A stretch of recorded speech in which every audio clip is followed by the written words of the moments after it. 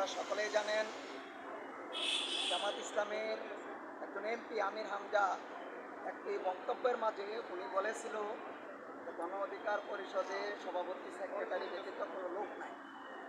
ওনার এই বক্তব্যের পরিপ্রেক্ষিতে কুষ্টিয়া জেলা গণ অধিকার পরিষদ একটি শান্তিপূর্ণ মানববন্ধনের আয়োজন করে।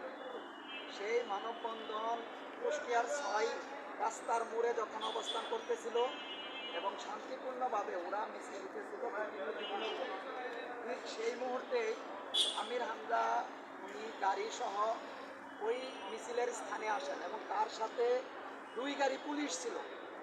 উনি গাড়ি থামানো মাত্রই মিডিয়ার মাধ্যমে আমরা দেখতে পারলাম গাড়ি থেকে লাঠি সোঁটা নিয়ে কিছু লোক সন্ত্রাসী, জামাত ইসলামের আমির হামজার পালিত সন্ত্রাসী, যে আমাদের যে লোকগুলা মানববন্ধন করতেছিল, বিকিনুর বলে মিছিল দিতেছিল, তাদের উপর অতর্কিতভাবে হামলা করে এবং সেই হামলায় আমাদের বেশ কয়েকজন লোক মারাত্মকভাবে আহত হয়েছেন। একজনের নাকের অবস্থা খুবই খারাপ, আরও চোখে আঘাত পেয়েছেন। সবচাইতে বড় কথা হলো, আমরা একটা সময় জামাত ইসলামকে জানতাম রক কাটার দল হিসাবে। সেই রক কাটার দলের যে তাদের যে অবস্থান, গতকালকেও আমরা দেখলাম আমাদের একজন সহযোদ্ধা, কুষ্টিয়ার সহযোদ্ধা, ওনার পায়ের রক কেটে দিয়েছেন। উনি খুব মমূর্য অবস্থায় হাসপাতালে ভর্তি আছেন। আমরা এই ধরনের হামলাকে তীব্র নিন্দা ও প্রতিবাদ জানাই। আমরা আসলে 5ই আগস্ট পরবর্তী এরকম একটা হানাহানির রাজনীতি আমরা চাই নাই। আপনারা যদি লক্ষ্য করেন দেখবেন 5ই আগস্ট পরবর্তী একটি দলের মুষ্টিমেয় কিছু লোক উস্কানিমূলক বক্তব্য, অন্য দলের প্রতি বিদ্বেষ, অন্যান্য নেতাদেরকে নিয়ে বিভিন্ন বাজে মন্তব্য করে রাজনৈতিক অঙ্গনে একটি অস্থির অবস্থা তৈরি করতে যাচ্ছে এবং রাজনৈতিক অঙ্গনে একটা হানাহানি মারামারি রাজনীতি শুরু করতে যাচ্ছে। তারই পরিপ্রেক্ষিতে জামাত ইসলামের আমির হামজা, ঢাকা 17 আসনের এমপি প্রার্থী ছিল খালেকুজ্জামান, তারা যেই ধরনের উস্কানিমূলক বক্তব্য দিচ্ছেন তা বাংলার মানুষ খুব ভালোভাবে মেনে নিতে পারে নাই। আমি সবাইকে সতর্ক করে দিয়ে বলতে চাই, জামাত ইসলামের লোকদেরকে সতর্ক দিয়ে করে বলতে চাই, আপনারা যেই ধরনের রাজনৈতিক কার্যকলাপ শুরু করেছেন তা থেকে পরিহার করেন। আমরা আপনাদেরকে দেখেছি, আপনাদের রাজনীতি আমরা দেখেছি, আপনারা কোন ঘাটের পানি খেয়েছেন তাও আমরা জানি। আপনাদের 71 সালে কি ভূমিকা ছিল, স্বাধীনতা পরবর্তী কি ভূমিকা ছিল তাও আমরা জানি। আমরা আসলে গণ অধিকার পরিষদ শান্তিপূর্ণ সুশৃঙ্খল একটি দল।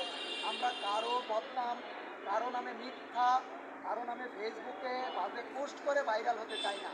আমরা আমাদের কার্যকলাপ দিয়ে বাংলাদেশের মানুষের হৃদয় জয় করতে চাই।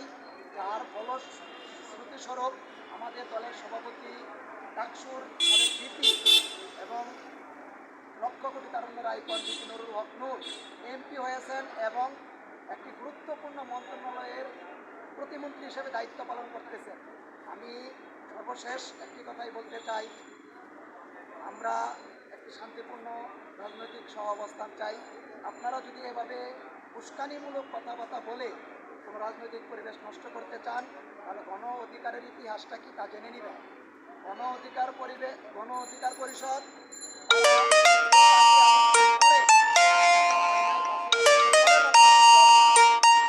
দীর্ঘদিন লড়াই সংগ্রাম করে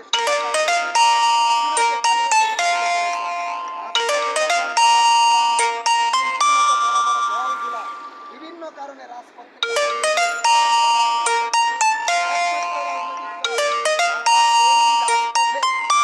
যতটুকু সম্ভব গণতন্ত্র বাঁচিয়ে রাখার জন্য তাদের জানান দিয়েছিল। প্রতিদিন লড়াই সংগ্রাম এবং মিছিল করেছিল, হামলা মামলার শিকার হয়েছিল। যত হামলা মামলায় হোক না কেন, গণ অধিকার পরিষদ কিছু হয় নাই বা কোনো রাজনৈতিক দলের লঙ্ঘিন নিচে আশ্রয় নেয় নাই। আমরা বলতে চাই, আপনারা রাজনীতি করেন, আমরা আপনাদেরকে নিয়ে কোনো কথা বলি না। আপনারা কেন গণ অধিকার পরিষদ, বিপিনুর বা তাদেরকে নিয়ে বাজে মন্তব্য করেন? আপনার রাজনীতি আপনারা করেন, আমরা বলতে চাই না আপনারা জামাত শিবির রাজাকার। আপনারা কেন সাধারণ মানুষকে দিয়ে এটা বলতে বাধ্য করেন? আজকে আমরা গণ অধিকার পরিষদ একটি বিক্ষোভ কর্মসূচি পালন করেছি। এটা থেকে শুধু একটি জানানি দিতে চাই, পরবর্তীতে যদি আপনারা সাবধান না হন, আমি জামাত ইসলামের আমির সাহেবকে বলবো এরকম পাগল ছাগল এমপিকে খুব দ্রুত পদত্যাগ করান। না হলে জামাত ইসলামের পরিণতি খুব খারাপ আছে, তাদের মুখে লাগাম টেনে ধরেন। শেখ হাসিনা 200-র উপরে এমপি নিয়েও থাকতে পারে নাই, 60 জনের উপরে মন্ত্রী নিয়েও থাকতে পারে নাই। জামাত ইসলাম এই 70-66 জন এমপি নিয়ে আপনারা যে ধরনের লড়াই করতেছেন, আপনারাও বাংলার মানুষকে খেপিয়ে তুলবেন না, আপনারাও থাকতে পারবেন না। আমি সর্বশেষ সকলের প্রতি একটি উদাত্ত আহ্বান জানাবো। আপনারা বাংলাদেশের রাজনৈতিক ইতিহাস জানেন, সকল দলের ইতিহাস জানেন, জামাত ইসলামের ইতিহাস আপনারা জানেন। ওরা ধর্মের নামে ধর্মের ব্যবসা করে।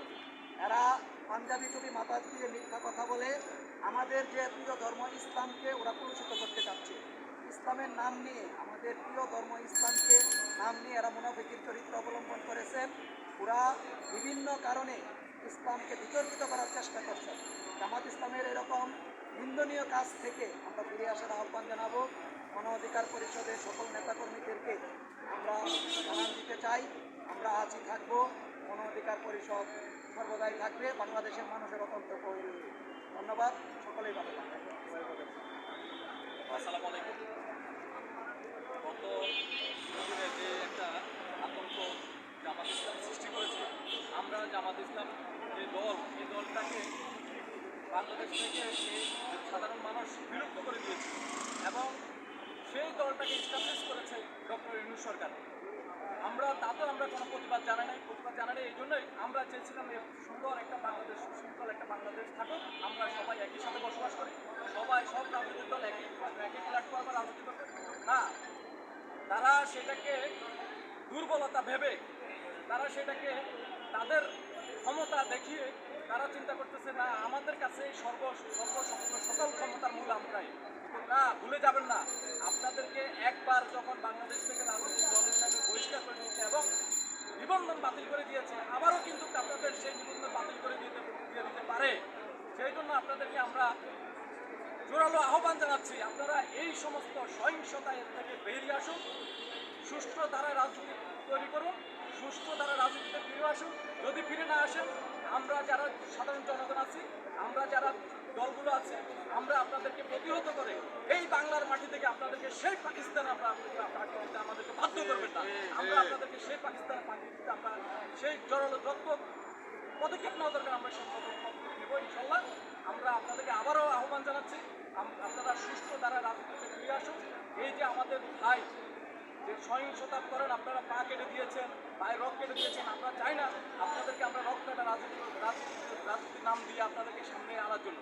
আমরা চাই আপনারা বিগত দিনগুলোতে যাই করেছেন আমরা আপনাদেরকে ক্ষমা করে দেওয়ার চেষ্টা করব, কিন্তু আপনারা আগামী সামনে যদি এমন কোনো পদক্ষেপ নেন, আমরা কিন্তু আপনাদের বিরুদ্ধে জোরালো অবস্থান তৈরি করে আপনাদেরকে সেই বাংলাদেশ থেকে বিতাড়িত করা, রাজনীতি বাতিল করার জন্য যত কিছু প্রয়োজন সব কিছু আমরা প্রয়োগ করবো ইনশাআল্লাহ।